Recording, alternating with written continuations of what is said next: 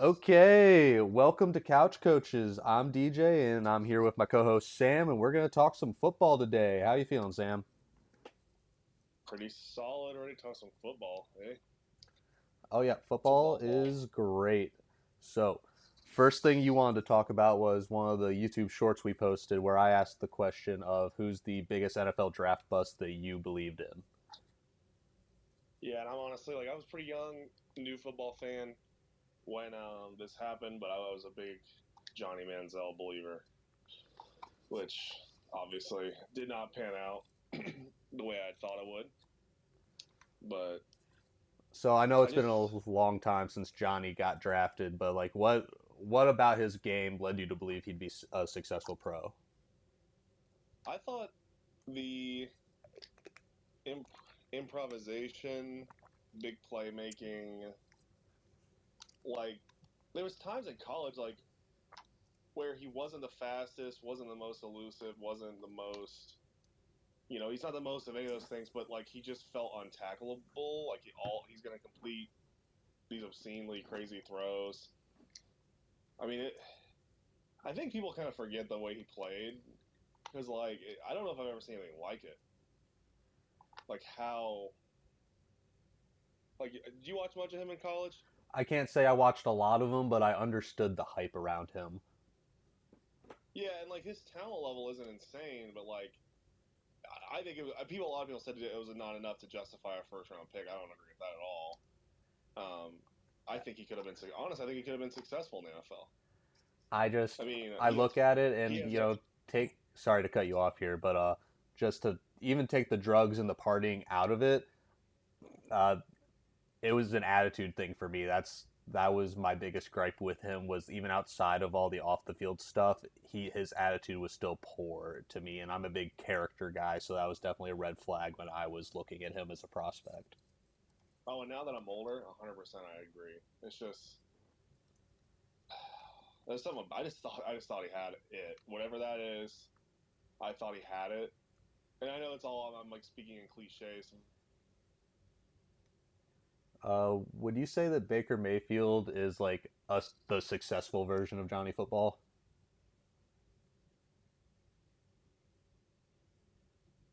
Sam, you're still there? I'm not hearing anybody.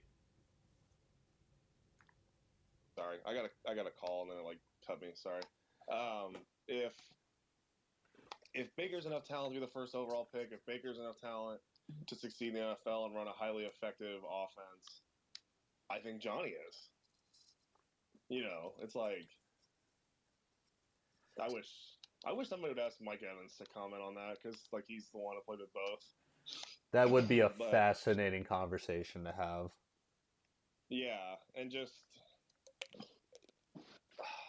but it's tough because now a lot of the traits he has I feel like in that draft I don't even know who I probably would have liked most in that draft because it was Blake Bortles, Johnny, um, who else was on it? Derek Carr, I right? was that the Teddy Bridgewater draft too. Teddy Bridgewater. Yeah, honestly, I probably would have Teddy was leaned my guy towards. that year. I was gonna say that's probably who I would have leaned towards too, even though Carr probably ended up being the best of the bunch. Yeah, I'd have to Um, agree. Carr had the best career out of any of them. yeah, which shit. But honestly, by a fair bit, Derek Carr did. Blake Bortles was on successful teams, but I don't know how successful he was. I mean, his Um, sophomore season was statistically great, and then he kind of fell off when they actually became playoff contenders. he had a bizarre career. He really did. Honestly, okay. Here's another question. How about this? This is actually now that I might have to change my answer because is Carson Wentz a draft bust? It's You know what I hard. mean? Is he? It's hard to call. To me, it's hard to call him a bust because we know what he was before the knee injury. He was an And you MVP think that we're candidate. yeah, it's like Andrew Luck. I mean, is he what we all thought he was going to be? Yes. Did he have a career we all thought he was going to have? No, but he's not a bust, and so maybe Carson Wentz is like a lower tier version of that. obviously, because He had the knee tear he's so supposed to be. early, but he was going to be the MVP before the ACL tear. He had it in the bag if he didn't get hurt. That killed me when he got hurt too. It's That the was such a good team. it's single-handedly the weirdest injury I've ever witnessed. Do you remember how he tore it? No, He I don't was actually. he was midair diving for the end zone and got hit midair in the knee and it tore. Wow, I didn't even remember that. It's hands Ugh. down the strangest injury I've ever witnessed. I was sad though, because I mean, well, I was funny because I was like hyping up the Eagles because like they had this great quarterback, a wonderful defense, a good offensive line, and I was like, when he was coming out of college, I remember a lot of people comping him to Luck a lot, which I think between the years he's not Andrew Luck, but he has a lot of that talent, the way he plays, um, the natural way he plays the game. That's what Jim Harbaugh always said about Luck. He was very natural, like non-mechanical. Like that's the word he always used to say. He's not mechanical at all. Like everything is just easy. And that's how it was for Wentz. Because like you watch I mean the prime example are basically Jeff Tedford quarterbacks. Because like Derek Carr and Rodgers coming out were kind of mechanical, and they had to like clean it up a little bit. Derek Carr went to Fresno State though. Just saying. They both played. They both played for Jeff Tedford though. Okay. You know, you're the Or college did guy. or did You Derek? you have me beat in college knowledge by a mile. I'm trying to remember if Derek Carr played for Jeff because I know he coached in Fresno later, but he kind of was he was mechanical in the way I'm talking about, like Derek Carr was, regardless of if they had the same college coach. Um, but but Rodgers is the prime example. Like when you watch him before he started backing up Favre, because he even says like a lot of how he fixes mechanics is by watching Favre. Very mechanical, and but Luck kind of came into Stanford very. Jimmy Clausen was that way, honestly, because Jimmy and Luck are like roughly the same age. Maybe Luck's a year younger than Jimmy, but roughly the same age. Like when you look at Jimmy, it's like it was all so mechanical and like it just it's not like functional. Like the way Andrew Luck played was functional. The way Carson Wentz played was very functional. Is the point I'm trying to make. Like it was all, everybody was getting involved. I'm trying to remember what weapons they had on that team. Who they have a running back the Eagles that year? I'm trying to remember I that Super want to Bowl say team. that was Jay Ajayi or LeGarrette Blunt. Actually, it was LeGarrette Blunt. So LeGarrette, so he had a good running back, a winner at running back, honestly. Alshon Jeffrey, wide Um, receiver one. He was still relevant that year. Very relevant. yep. And he kind of fit the way Wentz wanted to play too in a lot of ways. Like that was a good quarterback for him. Because like Alshon like played with a lot of quarterbacks that like fit his style of play. I feel like because I feel like Cutler did too. But I don't know. I think the difference between like Jimmy Clausen and these like Andrew Luck, describing them as like mechanically sound, is that they can operate outside the offense still. You know what I mean? They can yes, operate out of structure because they have the talent level to do so. yeah, and it just nothing in their mechanics inhibits that. Like I guess is what I'm trying to get up. But Wentz was just, I mean, him coming out of college, I was just like, I don't know. Again, between the years, I don't know if he has everything that Luck had, but it just, there's something about it. Like, I remember like watching his highlights at North Dakota State and just thinking, this guy is a different kind of talent compared to Goff, even, who's obviously turned out to be a lot better. But Yeah, I was, absolutely. Jared Goff is better than I ever gave him credit for. I actually, I got my degree in sport administration. One of a project I did was about how the invention of the forward pass has led to overpaying certain positions in the NFL, and Jared Goff was a key example of why the forward pass has made contracts so disgusting when he got that first Rams extension. when did you pinpoint the invention of the forward pass to? Like, I'm just curious about how some little football history side note. I it was so long ago. I was a college freshman when I made this report, but basically the premise of my report was the butterfly effect of the invention of the forward pass causing three positions to become overpaid, that being quarterback, left tackle, and edge rusher. And it's, yeah. And now also receiver. Yep, With receiver has definitely joined that conversation. the Bengals. prime example. Yeah, the Bengals are building a team like you would in Madden. It's kind of crazy. Dude, it's so bad. It's so pathetic to watch. 48-3. Yeah, that. But yeah, so I think Johnny would probably have to be my answer. I like the Trey Lance answer too. I believed in him, and also just with Lance, with Johnny. I mean, you think about okay, so if Johnny went to the, I mean, because even like Baker Mayfield. Okay, so Baker and Johnny. Let's compare. Baker went and okay, his first year he had Hugh Jackson, which I mean that's rough, I guess. And then he goes With to Freddie with Kitchens, which is just as bad. he might actually had it worse than Johnny, or equally bad. Mike Pettin and those two guys are probably about the same. Because, they had it Oh, figured. Cleveland finally had it figured out with Mayfield and Stefanski, and then they gave up on him. yeah, they had a playoff win too. It's crazy.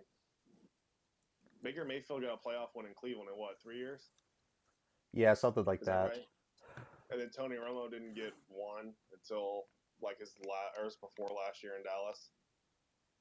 It's like okay, or no, 2 years before that because they won against the Lions. Sorry to bring that up, but Yeah, I mean, I don't know how much the tangent since you brought up that specific game. Dallas never should have won. That they picking up that pass interference flag on Brandon Pettigrew was so BS. oh, I know. I'm just using the point. Like Baker did something with a terrible Cleveland Browns organization, Oh, like absolutely. He made them that Tony relevant. Romo couldn't. That Tony Romo couldn't do with the Dallas Cowboys. Like you saying they shouldn't have won that playoff game almost proves my point even more. You know what I mean? Like kinda. But I'm just saying Tony Romo is very talented too. But it's like Baker is a switch, which I didn't think this at the time. But Baker is a switch flip kind of quarterback. Like you have him and he changes things. He's one of those guys that you He's look the for. type of personality, and I would definitely say that he has a similar personality to Johnny Football in the terms of in ways they carry themselves, but Baker just does it in a way that positively impacts those around him, and I think that's the difference in their success level at the pros. Yeah, there's just a leadership component with him too. That's pretty awesome. Absolutely. You hear It's Baker talk and you see how he carries himself, and it's just a guy you want to follow. It's the perfect personality type to be your quarterback. and honestly though, he was perfect for Cleveland that way because like what they wanted was a culture change, and he helped them with that. They just Absolutely. had the wrong. I forgot about Freddie Kitchens though. That was a horrible hire. Yeah, If we do a topic on worst coaching hires, I mean that might be the one. I mean that's That up might be the one. there. My my big dog Matt Patricia's up there. Yeah, he can coordinate a defense though. I'll give him that. Ah, I don't know. Did you see when he returned to New England? It was bad. That whole team was bad. And now I believe That was a he's rough on team. Ohio State staff right now, and their defense doesn't look particularly imposing, quite frankly. They dominated Texas though. Yeah, but Arch has Well, not looked good all year. I think they either play the Red River game this weekend or next weekend. I think he's gonna pop off in that game. That's when Caleb Williams popped off too. That's a guy I still don't believe in. He had a credit where it's due. He had a great game against Dallas, but I just don't think he has the mental toughness to be a superstar. Well, he may be a bust that I believe in. He actually might be the answer to this question if he busts. You know what? You know what? I'm gonna change my answer, and this is gonna be a more controversial pick here, and I think you might disagree with me on him being a bust. Okay. Trevor Lawrence. I'm getting to that point, and He, I've been his apologist for long enough. I mean, and I'm also being a prisoner in the moment because they look pretty rough right now. But I mean, like, but you look at this year, what help is he getting? BTJ is not helping him. Travis Hunter, who I hated how much they gave up for him, is not helping. you think? I mean, I haven't watched the games yet. I didn't get to watch the Bengals Jags. Is that offense looking bad because of them, or is it looking bad because of the guy who has the ball on every play? Look, I'd have to go and rewatch tapes, but BTJ has been dropping balls at least as far as I read, at least. But I'm not going to sit Yeah. here and act like I know that for a fact. he's a fringe bust. My point is that I thought he was going to be to the level of the other quarterbacks or close to the other quarterbacks that were held to the esteem level that he was coming out. He He was was in the John Elway, Peyton Manning, Andrew Luck category of prospect. oh, absolutely. He was absolutely the best prospect since Andrew Luck. Now, is him not reaching that height, the Andrew Luck height, I guess, or close to that? Is that enough to call him a bust? I don't know, but they're not winning. They're not winning, Like, but uh, I guess you could call him a bust because he was the number one overall pick. But like, it's not like he is Jamarcus Russell kind of bad. no, but he's also a different level of hype compared to Jamarcus Russell. But that's fair, though. That's relative, and that's a tough. Because if it doesn't get, I mean, it's just not getting better. I want him to be, I want him to be to the level of his peers that are like Mahomes, Burrow, you know. And I thought he Who's could had a get to better that career? level. Here's a question though: who's had a better career, him or Tua? I mean, Trevor has a playoff win, so you have to give the nod to Trevor. Yeah, the Dolphins do like to underperform in the playoffs. That's fair. I believe it's the Dolphins have not won a playoff game since 2000. I'm going to. I'll just say Johnny, but I thought that's worth discussing. Absolutely, Trevor Lawrence is a name that you have to, as much as I hate to say it, you have to start bringing him up because he has not lived up to his hype. I thought he was going to be one of the best to ever do it. Yeah. Oh, me too. I had very little doubt in that. I mean, it's just like it's just the way he played, especially as an 18-year-old or 19-year-old when he won that national title. It was just like this guy is so advanced for his age. And that sold Like, I me mean, on it. And you know who I'm falling in love with the same way this year? who? Bryce Underwood. Yeah, that's a little bit of a homer pick, but I respect it. I know it's a homer pick. Yes, I'm a Michigan fan, but I sit there and I watch the Michigan games. The zip this kid has on the ball as a fresh 18-year-old is unreal. Like I would, he's but you think going even to more? be You think the he's more best talented Michigan than? quarterback of all time. He's going to be better than JJ. Who do you think is? You think JJ is right now? Him or Harbaugh. It's not like Michigan has this esteemed quarterback history. Well, Brady was pretty good there when he actually got to play. I mean, yeah, but that's the thing. He was splitting time with a baseball player his whole college career. Yeah, and then he was a backup to Henny, or not Henny, Greasy, Bob Greasy's son, Brian. Yeah, so it, Or like, I love to bring up the fact that the GOAT went to Michigan, but let's not act like he was a world beater at Michigan. He was a sixth-round pick for a reason. he did win an Orange Bowl. I mean, I'm just gonna throw that out there, but that's fair. Yeah, but JJ and I want to say Jim won a natty as a player. He didn't. He didn't. They went on an insane run to get to a Rose Bowl though, like when he was there. So as, There's a with the recency bias, I gotta give the nod to JJ because, I mean, you remember we talked about this. I thought Caden McNamara was better when JJ officially took the starting job. yeah. I had to keep arguing with you about it. And I was wrong. JJ was exactly what Michigan needed to get over the top. I knew it. I knew when he committed to them, it was gonna make a difference.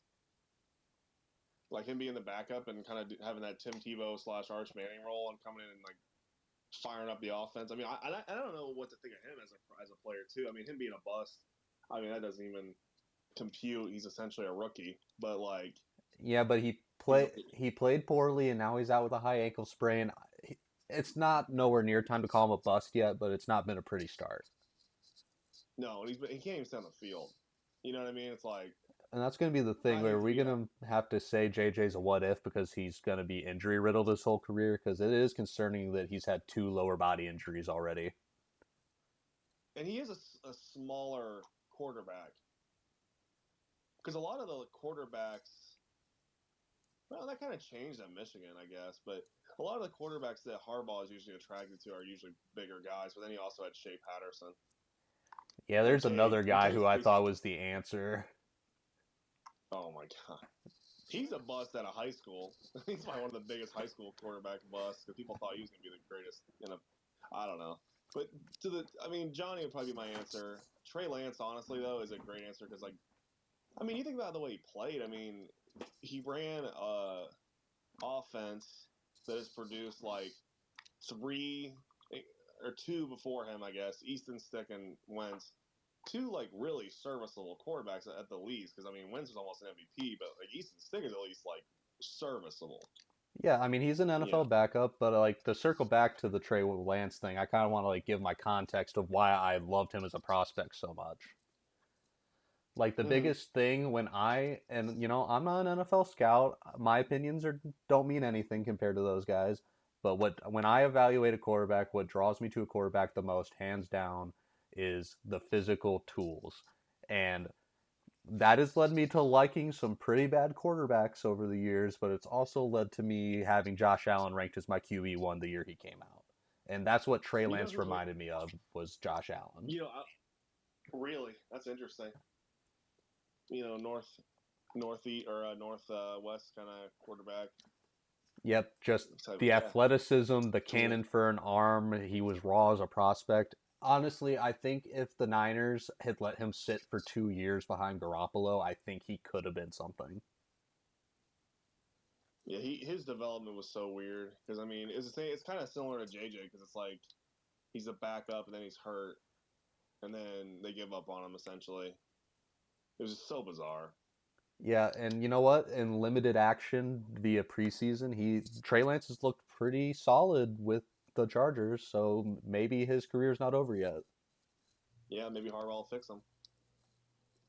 He's pretty sold on Herbert, but hey, I mean, you Herbert know, goes down, we get to see a good look of what Trey Lance really is with a quality head coach. Not that Kyle Shanahan sucks by any means, but no, he's a great head coach. It just the way he developed him was just wrong. yeah, and like And it's so funny. He drafted a quarterback, 2 years in a row, and the other one he's done so much more with than Purdy. But and that's the fascinating thing because Purdy is very limited in what he's able to do physically. well, and he got high on Trey Lance late, and he liked Mac Jones. Now they got Mac Jones, and he's playing great for them. It's just the way all those Mike Shanahan disciples kind of seem to want to coach is they do good with a guy that'll stand in the pocket and just pass. Jordan Love. I mean, Tua's had some moments under Mike McDaniel. Like their offenses look like the best offense in the league at points. Obviously not this year, but I mean, Tua, Mike, Purdy. it's not even to his fault at this point, man. I feel bad. I feel like his brain is just goo at this point, and I feel terrible for him. He's got an injury, and then you think of his lower body injuries in college that changed the way he plays. Because you think, something was kind of reminded me. Remember how mobile he was this first year starting? Oh And I was like, yeah, oh I my mean, god. you get a hip injury, that's detrimental for the rest of your career.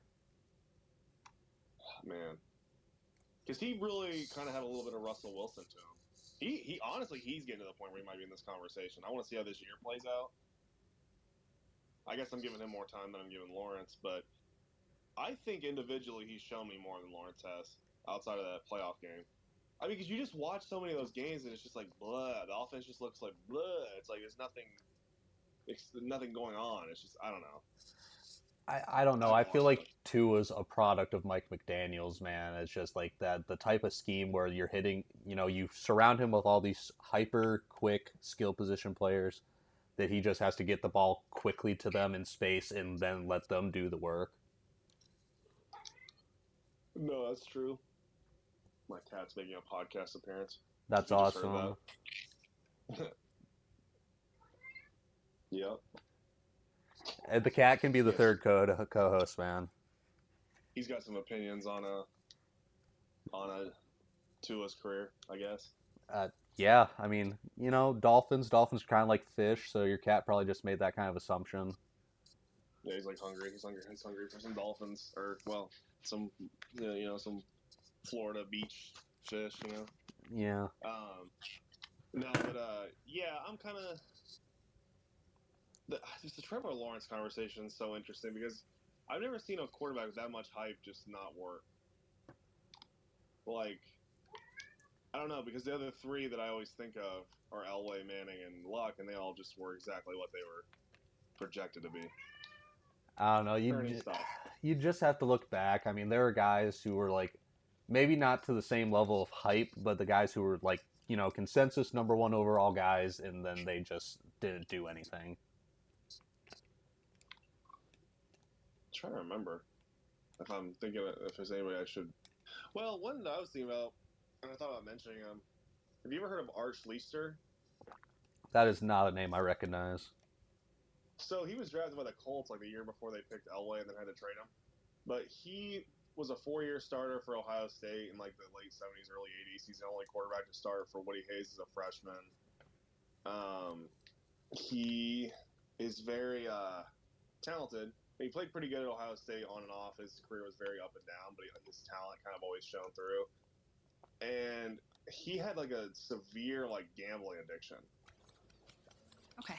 I think we kind of got this. Like his whoopsie there. You good? Whoopsie there. Yeah. Okay. Sorry, I was just checking some audio quality because it said the stream was unstable, but it sounds fine. Okay. He was out of the league because he had a gambling addiction. His career just kind of fell apart because of it. And like he had the talent to be a really good quarterback, and he could have saved the Colts and well before, they fell apart for like a decade, which they kind of did until they ironically got Harbaugh. But it's just an interesting. He was the one I was going to mention. Yeah. Because it was like a mix of like self-destruction and bad situations, and like when Woody Hayes hit that guy on Clemson and got fired. Yeah. Schleister threw the pick. That's who that is. But yeah, it's okay. I think might be a good time to pivot to the topic of the day. The running backs. Yeah. Yep. That's why I titled the stream "Most Hyped Running Back Prospects Since 2010." And I think you and I both have the same number one guy. If you kind of want to go like 1 to 5, going back and forth. Sure. Yeah. Saquon's the guy. He's the one. Yeah, I have to go Quadzilla too. It's not even a contest to me. So he is an alien, basically. I mean, I say like, even though Bo Jackson was not a two-way player, talent-wise, or not two-way player, not two-way player in baseball. Watching a talent like Shohei Ohtani is what I imagine watching a talent like Bo Jackson would be like fully realized in baseball. And then the other side of it is Saquon in football. Yeah, it's like I get to watch Saquon healthy finally, and Ohtani healthy finally, because we're getting to that point this year where he's almost back to fully pitching and stuff. And it's the closest thing to watching an athlete like Bo Jackson is like, in my opinion. Those are the two halves of the coin. He's an insane athlete. I watched his freshman. I didn't know who he was out of high school. Honestly, I'll admit that he was kind of under recruited in a lot of ways. I think he's from the East Coast. I think that's why Penn State got him. That sounds correct. Yeah, because I think maybe he's probably a 4-star prospect, but I don't think he was much more hyped than that. He was very. I know he committed to somebody, then decommitted and went to Penn. But from the first time I saw him play as a freshman, he's just one of the most talented football players, regardless of position, that I've ever seen. And he is also one of the most skilled running backs I've ever seen. Absolutely. The vision, the speed, the power, it's the perfect combination. He's the perfect running back prospect. He's the perfect running back. Yeah. And that's why last year, and then year one with the Giants, and then the year he kind of came back, that year that they went to the playoffs, that you know what I'm talking about? Yep, absolutely. 2023, maybe? 22? Something like that. What, it was Dable's first year as the coach? Yeah. But I believed in that. What really sold it for me, and like I've already established, you consume way more college football than I do, but what really sold it for me was his senior season against Michigan, gashing that stout Jim Harbaugh defense for I swear he went for almost 200 yards that game. It was disgusting. He got hurt down the stretch, but that's why he didn't win the Heisman, because he was a phenomenal college back just across the board. Because that was the moment I realized I was watching potentially a future Hall of Famer was gashing Michigan. And it's such a dumb barometer because, I'm a Michigan guy. But that has led me to really hype up multiple running backs who have been successful in the pros. Yeah, just some Big Ten guys or guys you guys see in bowl games, or no, it makes sense though. Because a guy who's not going to make either of our lists today, but quite frankly should have had more hype coming out of college, Jonathan Taylor. He did have. I mean, he was right. He's a good prospect. It's just a lot of the prospects nowadays they want them to have the ability to be good in the pass game. You're an incomplete prospect if you aren't at least a competent pass catcher. And that's I mean, it's fair just or not fair. so few college running backs get utilized that way. It's such a rare occurrence. Because when you say that a guy has receiving upside, they ended up only catching like 40 career balls in college. Yeah, but it's more and more. I mean, Ohio State. I mean, they didn't really use Travion that way. Now I think about it. I was gonna say Travion Henderson, but he really didn't get used that way, even though he probably should have been. Because honestly, what happens is, depending on your running style, you get put into a box. If you're more of the quick, elusive type, you get said that you have receiving upside. Yeah, and Saquon is so weird because he's a power back that is fast, that has breakaway speed. Honestly, he's a 4.4 40-yard dash guy. I mean, you know what? I just thought of this. Saquon Barkley is the Calvin Johnson of running backs. Yeah, I said that when he came out. I said that is a guy. I told my dad this, and he completely agreed. He is a guy that will win teams a Super Bowl. Like, he is a difference maker in that way when most running backs are not. Because I'm sorry to pick on the Lions, but Barry Sanders played for the Lions for 10 years, and they were bad a lot of it. Not all of it, but a lot of it. Let's not disrespect Barry though, because Barry's still on a different level to Saquon at this point in their careers. I'd agree with that, but my point is that at the time I looked at Saquon as a guy that you can literally build an offense around. Like the whole offense, you run it through him, just like the 49ers did with Debo and CMC, especially CMC. But that's what's interesting about Debo, his talent level. Like people, I don't think talk about that enough. But I mean, his utilization and everything. But it's just so difficult to be one of those gadget's not the right word, more like Swiss Army knife. It's hard to be a guy who does multiple things well, but maybe not does those things at an elite level. Yeah. Yeah, Because you look at running back and a good receiver. I mean, absolutely, but like the guy like Debo, honestly, like take it back to Travis Hunter. I think that's going to be the death of him. Is that he's going to do things well at both corner and receiver, but he's not going to. I don't think he's going to be elite at either position unless he fully commits to one. Yeah, because I don't know. We'll see though. I'm interested to see. It's an interesting experiment. Absolutely. It'd be really cool if it works out and he is elite on both sides of the ball, but it's just so difficult to play that many snaps at a high level. Yep. No, it is, and I want to see it though. I want to see. I mean, because they did weird stuff. Because I mean, right now I'm missing Taysom Hill, so I'm missing that kind of vibe. And they talked about putting him at linebacker. That would have been insane. That's one of the best athletes I've ever seen. He can just do it all. Okay, so off Travis, unless you want to have more to say. No, and I say finish your thing about Travis and let's get back to the list. I don't really have much more to say about him. I was just thinking, I'm so coming down to 2 and 3. There's two guys I think about, and I struggle with who I would put at 2. But I think the running back I would have at 2 would be Ezekiel Elliott. Interesting. Honestly. I don't think you're going to like where I have Zeke on my list, and I do have bias as a Michigan guy, but when I say 2 and 3, I truly believe that they were better prospects. Interesting. I have somebody at 4 that people might think is bizarre too, but Zeke as a blocker, as a violent, aggressive runner, as an underrated, sneaky good pass catcher, not to the level of Saquon, but he's competent in the pass game. He's competent in the pass game as a blocker and a receiver.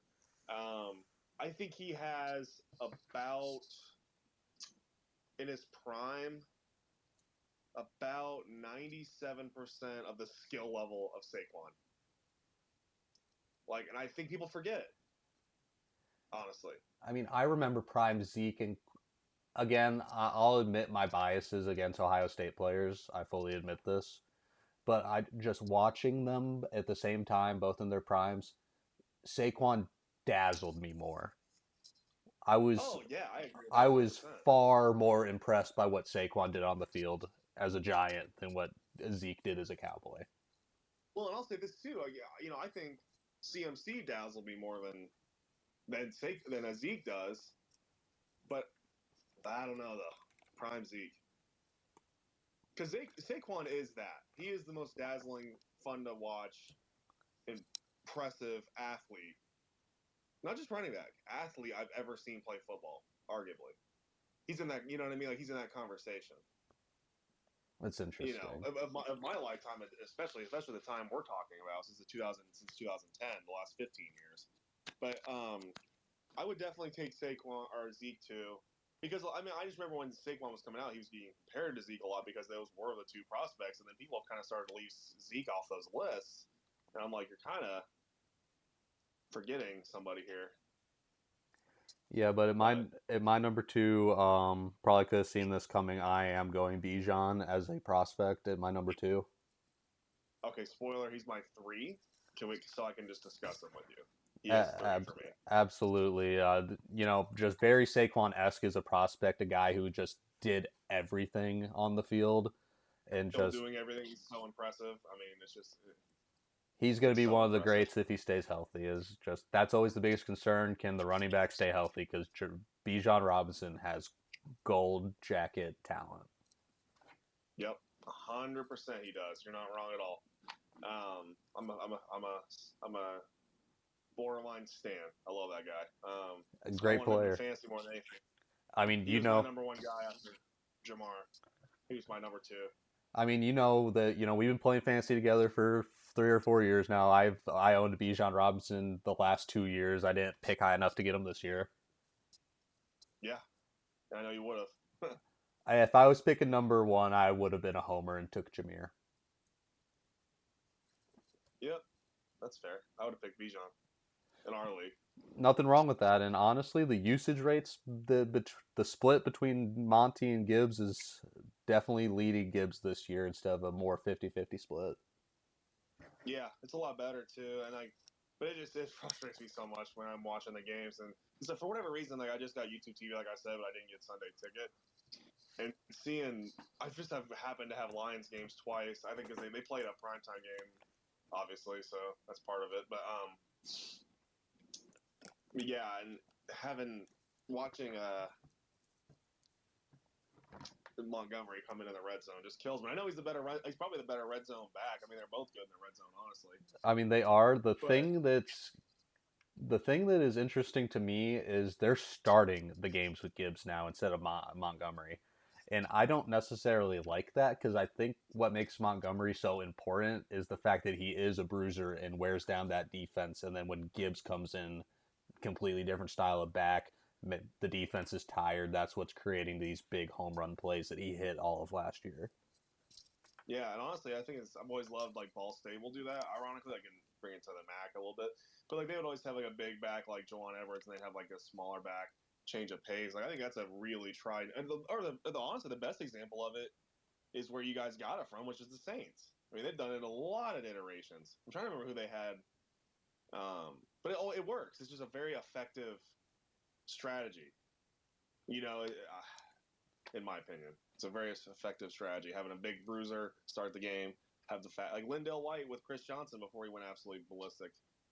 It was a very effective, good strategy. I mean, absolutely. But my the Saints number have done it in multiple.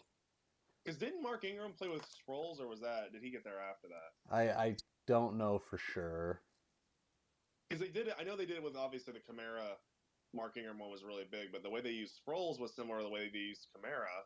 And the way they use Bush was similar. You know, it's just very, I don't know. But Sean Payton knows how to maximize people's abilities, and if he doesn't know right away, he figures it out usually.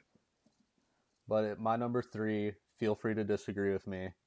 I have Todd Gurley.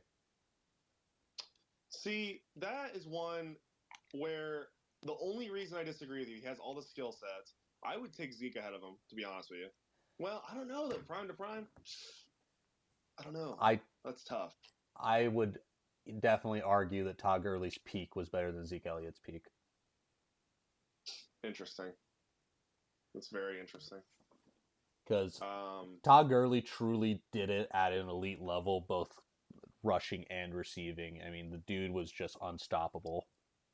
And he's another one, like Todd Gurley is the closest thing to, like, for Sean McVay to what, like, CMC was for Shanahan.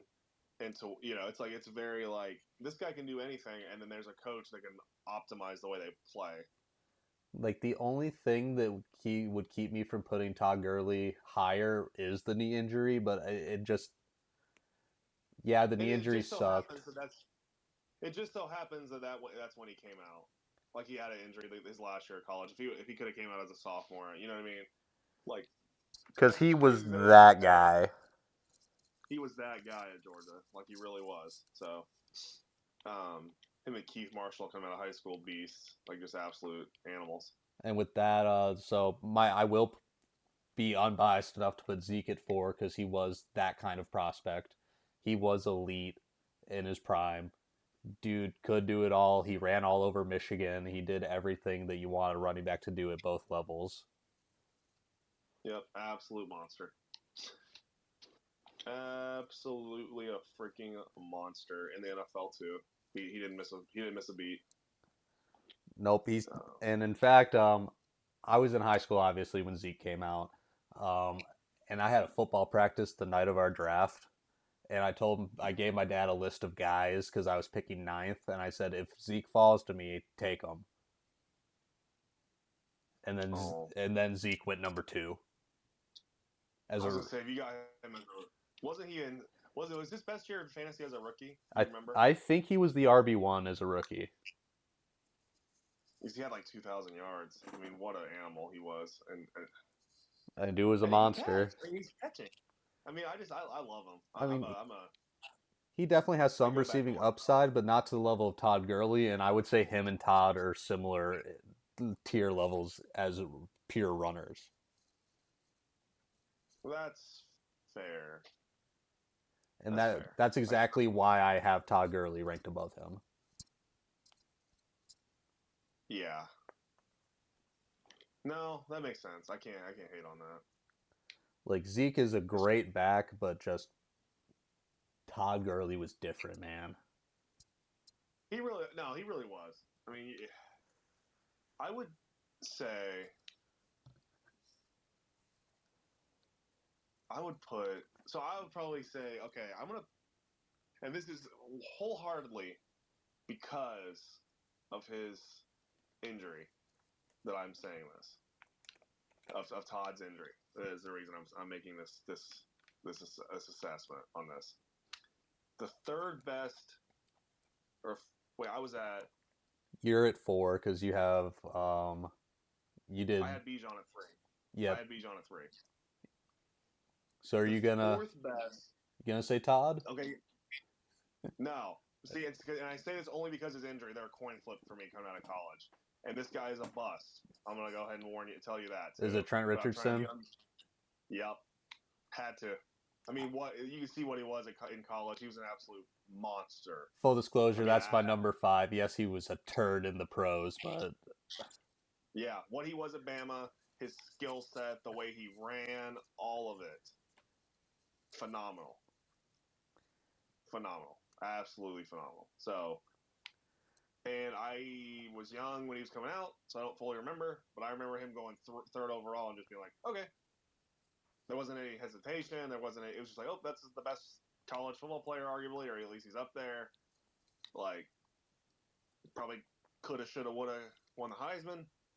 Like, you know what I'm saying? Like, it's that level of talent. Yeah. Like, that's That's a guy right there. That's. I mean, I'm trying to think of some other. I mean, because I just watched the way he ran. It just is very. If you look at a lot of the other great prospects throughout the history of the NFL as the running backs go, like if we open it up to the, earlier days, he would fit with them, but he just didn't work out. It's just that simple. I don't know what the issue was, but there was obviously some issues. That's to be honest. some things But just don't click. You can have all the talent in the world and still fail. yep, and he did. I mean, he sure as hell did. And Because, I mean, do you maybe for my remember favorite. his miserable Colts tenure? Yeah, I was gonna say for my favorite quarterback of all time's sake, I really wanted him to pan out. He just did not. Just did not pan out at all. Yeah, absolutely. Just, it is what it is, but great prospect. You wish he would have been a great pro, but not everyone gets there. Not everyone does it. Um, so then my fifth would obviously be Todd. Todd goes right into that spot. Um, me overthinking. I mean, then you also have Leonard. He's up there. Fournette's up there, but I like Todd more. I never loved Lenny as a prospect, but he definitely had the hype around him. That class was it's the best running back class ever, top to bottom. I mean, when you really look at it. I mean, because that was the same draft as Kamara, wasn't it?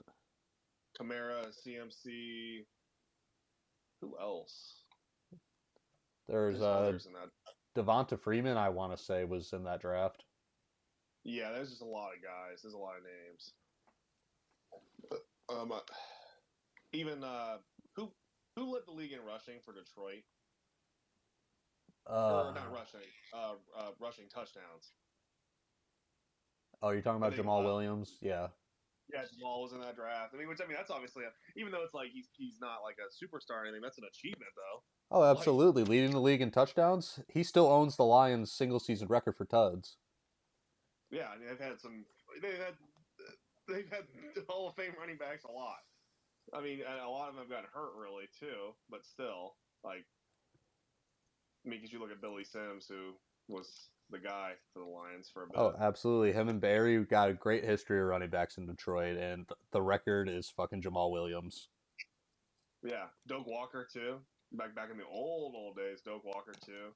Like, yeah, that's But honorable mention, I couldn't justify putting him on the list because he was a second round pick, but I definitely knew he was going to be great. Derrick Henry. yeah. I mean, honestly, I don't know what the overthinking of that was, to be honest. I mean, a guy at his But size and his speed, he's way faster than he looks. yeah, it's with sneaky speed. That's all you can even say. That's exactly what And it's just, sneaky speed. and maybe this is why he's still producing at such a high level, but it always annoyed me watching him sit behind DeMarco Murray the first couple years in Tennessee.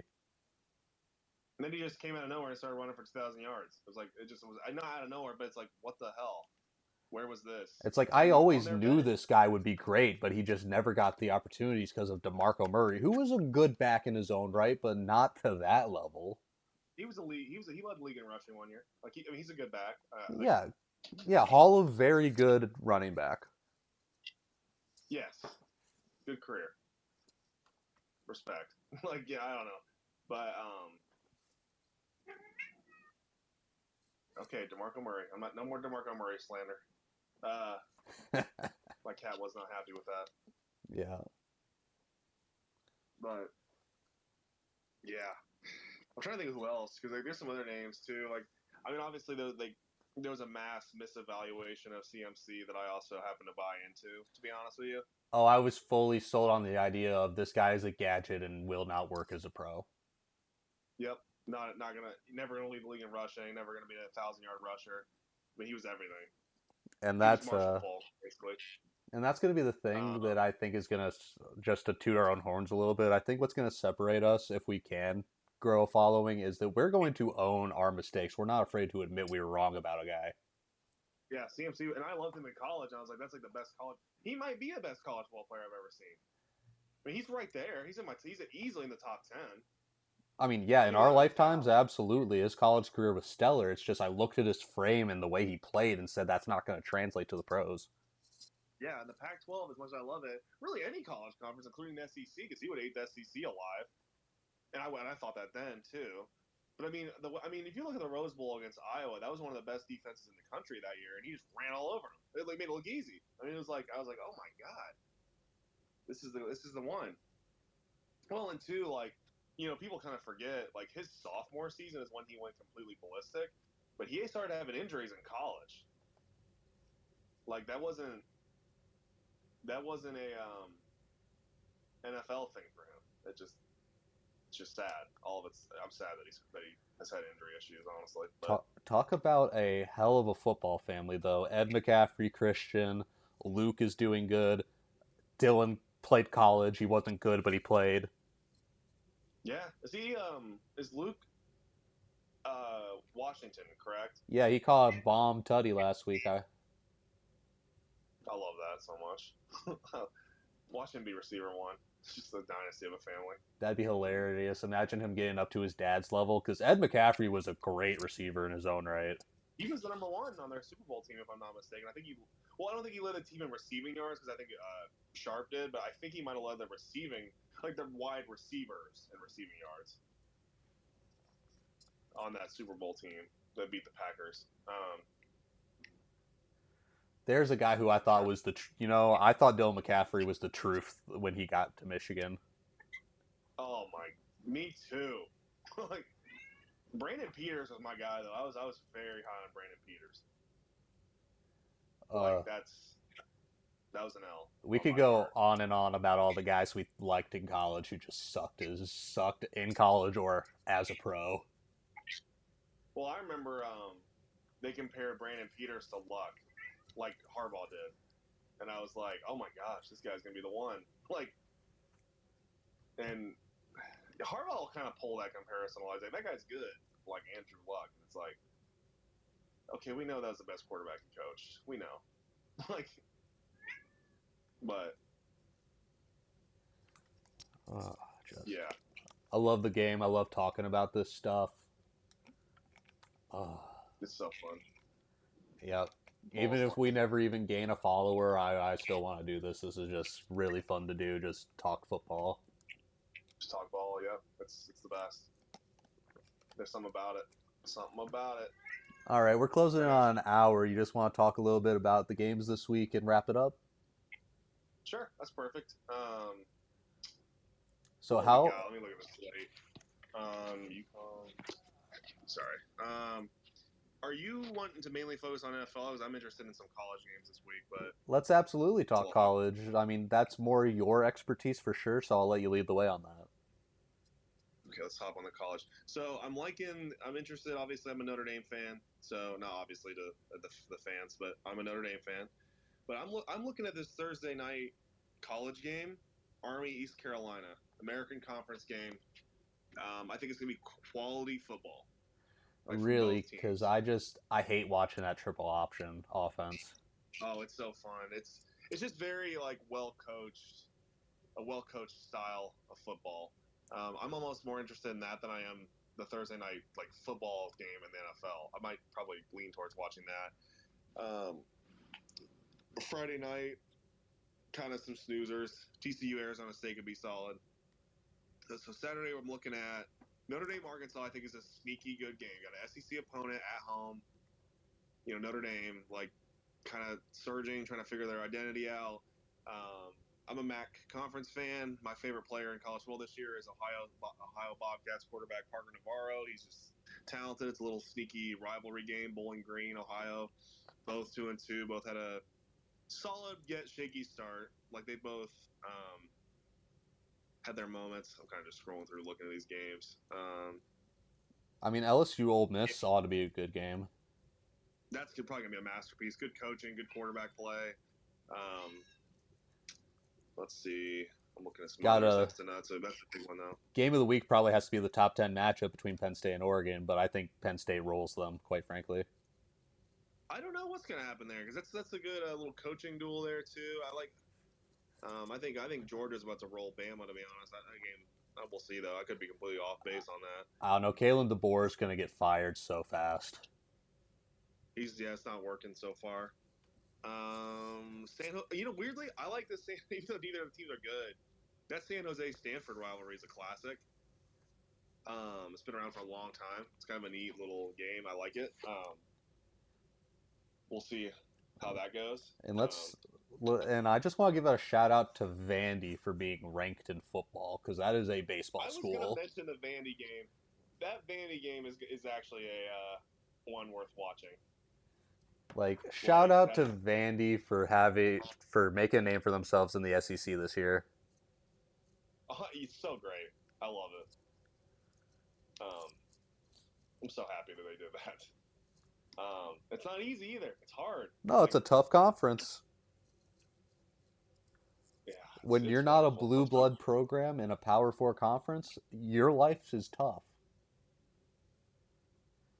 If you're not a Bama, Georgia for the SEC or a Michigan, Oregon, Ohio State for the Big Ten, it's tough. And they're kind of like low key, kind of bottom of the barrel in that conference. I hate to say that. That's usually how it is. Yeah, and it's just like, put Vandy in a group of 4 conference and they're great. Put Rutgers in the MAC and they probably do numbers. Yeah, I mean the best MAC team played them this year and they beat them. Rutgers beat them. You know what I mean? It's kind of like pissed me off, but it happened. But shout out to the alma mater, Ball State. They caught their first win of 2 weeks ago now, or was it? That was awesome. Yep. I was proud of it. FCS school, but dub's a dub. Yeah, and they actually played competitively against UConn. Like I'm happy they played competitively. And that's a program that Ball State could beat because UConn's not a football school to begin with, and then they're an independent on top of it, which I think makes their lives a lot more difficult. Yeah, difficult. Life more difficult. Very true. That is the truth. Unless you're Notre Dame, who has 100 years of history behind you, you're not going to be a successful independent. No, I mean BYU used to be. I don't know if they are anymore. I can't remember. Who else? But yeah, I mean it's just not very common to have that kind of success. Because I mean, as an independent, it's very fascinating because both Notre Dame and UConn belong to conferences for basketball. Yeah, Notre Dame has a little weird deal with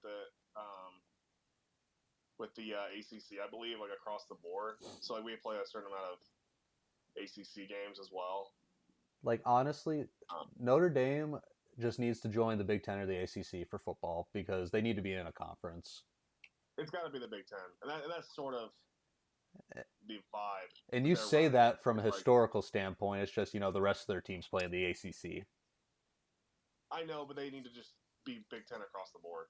I absolutely agree. They're right there in the heart of the Midwest with all the other Big Ten schools. They have heated rivalries. Honestly, I hate it, but that stuff matters less now, and I wish it did still matter.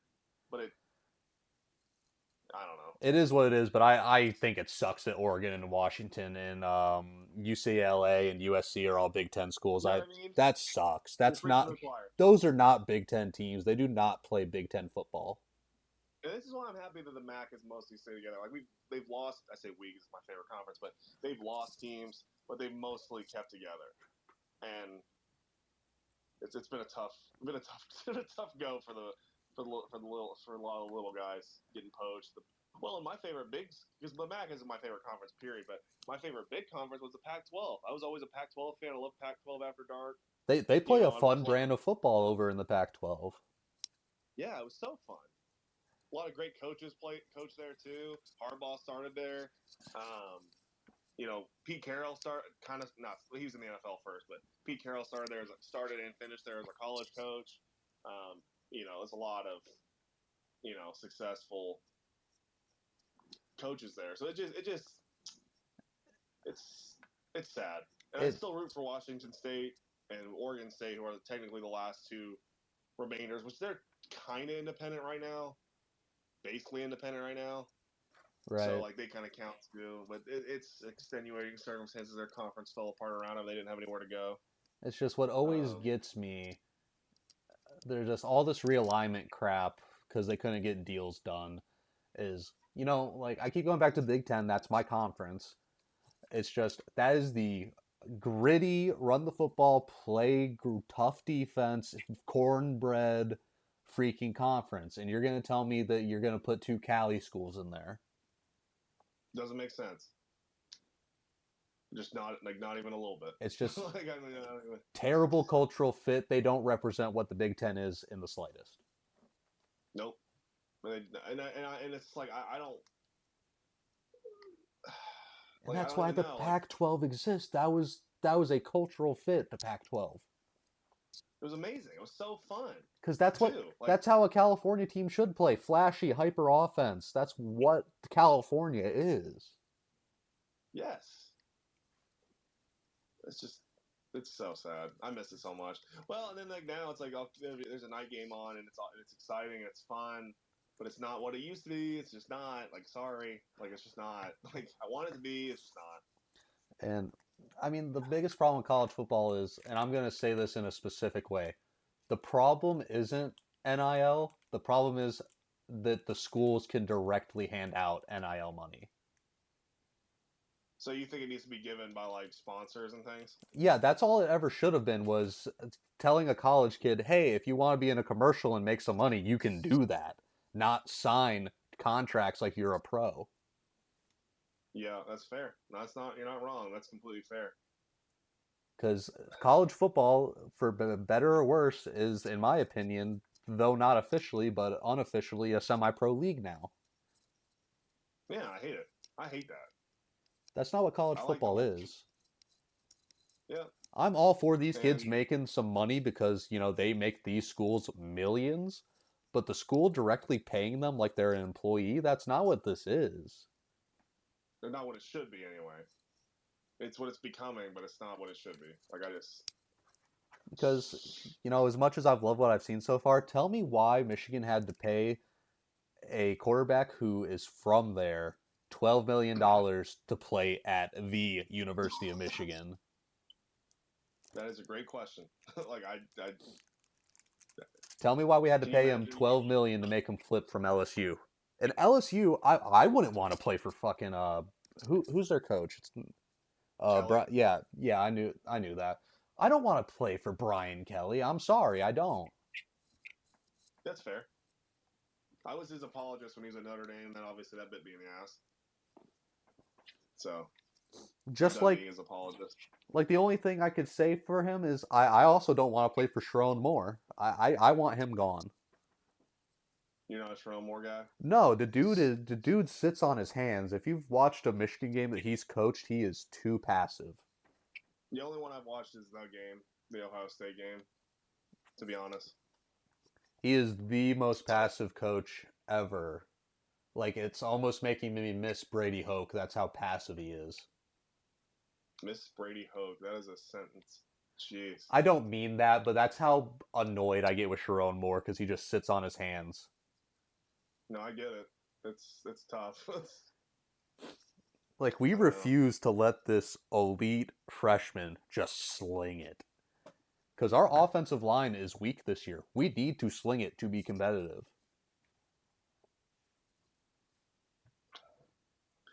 Classic Michigan. I don't know. That was joking, but No, absolutely. It just Michigan lost a lot of players on both sides of the trenches, and it is showing heavily. So we need to be more aggressive. yeah, 100%. 110,000,000%. Like that's all that's all there is to it. Like, I've changed my mind a little bit, but like I'm off the Dabo train because when Harbaugh first left, I said, "Let's go poach Dabo." Yeah, But yeah, I remember that actually. Now you say that, but I'm big. Yeah, I kind of think that dude's an asshole. To be honest, I'm big off the Dabo train. Dude, you know who else is an asshole? But he won a natty. Jim Harbaugh. He's a prick. Oh, I love Jim Harbaugh. So do I. But dude, he's an He's asshole. our asshole. He's an asshole, but he was my asshole. It's still my asshole. I root for the Chargers, my second favorite team now. Oh, I absolutely You hope know, the Chargers succeed. I do love Harbaugh that much to root for their success. Yeah, like they're in the AFC. It doesn't really affect you. Like it kind of affects me a little more, but still, like Yeah, I it's love just that like man. how back in 2021, I was a Rams fan that year because of Matt. Yeah, I was gonna say like, can you imagine? I was gonna say this earlier. Imagine the Rams with Matthew Stafford and Todd Gurley. That's a Like, dynasty. yeah, like at least it's the best. It's one of the best offenses we've ever seen. Like Cooper Cup. Yeah, man, what a crazy. That has dynasty ran all over it. Healthy Matt Stafford, healthy Todd Gurley. That would have been disgusting. So gross. And you know, Matt Stafford's never played with a truly elite running back in his career. No, that's true. Because you look, Kyron Williams is probably the best back he's ever played with, and then before that, probably Reggie Bush. Yeah, that wasn't even prime Reggie Bush. Nope, Reggie was just okay as a Lion. Yep. Yep, just okay. That's very fair. You know, he's a very exciting player, and I was happy when we signed him. And you know, he was solid. He was the best running back the Lions had up to that point in my life. Yeah, because Barry retired. What year were you born? 01. Yeah, so he retired like 2 years before you were born, I think, like a year before I was born. Yeah, 99 I think was his last year. Yep, and I was 2000, so rip. Yep. In another life. So like, you look at and you know, this is what a lot of this podcast is going to be. So any listeners, I'm sorry, we're going to talk about our teams. Yep. But I you try know, not to with the bus. It got close to being like, could Johnny Carter? You know, I was like, no, but like, I'm just bringing him up just to bring him up. But yeah, but like, you know, I sat through Javid Best, who was a great running back who couldn't stay healthy. I love him. Yeah, he went on to be an Olympian. Yeah, he just had concussion issues from college. Like I think he had like a neck injury in college that really almost like killed him or something. Yeah, but I mean, props to him for becoming an Olympic track athlete. He's that athletic. He was basically like the next Reggie Bush in a lot of ways. Like that's kind of how he played. But I sat through Javid Best, guys like Michael LaShore, if you remember him. I remember that name. Very mediocre running back, but I loved him because he was a Lion. Yeah, me with certain people right now that I don't want to name because I love them so much. But guys like Kerryon Johnson, Zach Center for a little bit. We had LeGarrette Blount for a year. We had Adrian Peterson on his last legs. I sat through a lot. You need to get that jersey. That needs to be a jersey that you have. Lions AP. Yeah, that's so cursed. Oh, I love that. Did he wear 28 for you guys? Yep. Yeah, he wore 28. Because I hate when he wore different numbers. That shit bothered me. Like, I don't know why. It just does. But, no, that honestly, that might be the best way to end this. Like, you need to get an Adrian Peterson Lions jersey. Oh, that'd be hilarious. I'm sure I can find that, like, at a thrift store somewhere. You know what's crazy? I think I actually saw a T-shirt when I was at my first Lions game in 2021. Because I saw the Bengals versus Lions at Ford Field was my first Bengals game live. Oh, that's my sick. cousin and I went. He's a Lions fan, so it was awesome. I think they had Adrian Peterson shirts and like stuff like that, like not full jerseys, but like shirts with his name and number in like the discount area because he'd already left. I think he was there in 20, right? Maybe I'm wrong. But that's awesome. You've been to a Lions game more recently than me. Last time I went was 2020. Wow. Yeah, because it was the year the Bengals went to the Super Bowl.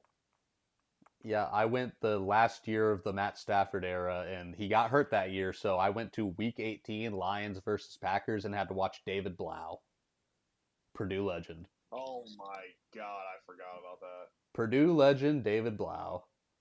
I actually love that guy as a college quarterback, but no, in the NFL, that's rough. He honestly had okay moments with Detroit. He just was never good. You know, he was never going to be that guy, but he had moments. I feel like he's kind of a fan favorite for you guys, honestly. Honestly, of all the backup QBs we've had, David Blau's probably up there. I was a big Jake Rudock guy because, you know, the Michigan connection. I love Jake Rudock. Like you're preaching to the choir on the Jake Rudock love. Never thought that he would be the best Michigan quarterback for as long as he was. Like, of the Harbaugh era, I should say. He was the best quarterback of the Harbaugh era till Cade, because I would say Cade McNamara was better. See, that's a conversation, but I think JJ clears him, like, easily. Oh, JJ is clearly the best guy Harbaugh had, but I give me McNamara over Rudock. Yeah, that's fair. I really wanted to see Harbaugh come in and fix Shane Morris, and he just like didn't even try that shit. He was too broken. Yeah, they can't all be winners. Too many injuries and everything too. It's just it ain't easy. It ain't easy being Shane Morris. But no, it sure isn't. Yeah. Resting. All right, and maybe a little end off segment. Something maybe just real quick. I want to do like a pick of the week. I'm in a survivor pool this year, and I'm still alive. The prize pool's $2,000. Oh shit! And let me pull up the week 4 slate. Give my pick of the week. Okay. So you know how it works. You can only use each team once. They have to actually win. Okay. No, I didn't know that's survivor pool. That's interesting though. So week 1, I went the Cardinals. Week 2, I went the Rams. This past week, I went the Chiefs. So those are all off the board for me. Oh, the Chiefs lost too. That sucks. No, the Chiefs won week 3. They beat the Giants, so I'm alive. I'm still alive. Oh, okay. Okay. I thought my bad. I missed. Yeah. So my pick of the week, and I am very tempted to take this too. I just don't know if I want to use them this early. But for anyone in a survivor pool, pick of the week: Chargers over Giants. Love that. Great pick. Very safe. And you know what was great? There's 100 people in the survivor pool. That's why the prize is so high. We lost like over 25 people this week because of the Packers losing. Oh, geez, really? It's that bad? Oh yeah, dude. These people like are not saving like the good teams for the end of the year like I am. The only reason I took the Rams was because Stafford's health concerns me for the whole year, so I wanted to use them while I could. Yeah. And then outside of the Giants matchup, the Chiefs' schedule is genuinely brutal. So like that was the only opportunity I felt comfortable taking them. No, that's fair. I can't hate on that. Oh, jeez. So that's my pick of the week. Do you have anything else to add to that, Sam? I honestly, I'll just pick a team for fun, like a win for fun, and I'll try to do a different one than the Chargers. That honestly might have been what I did.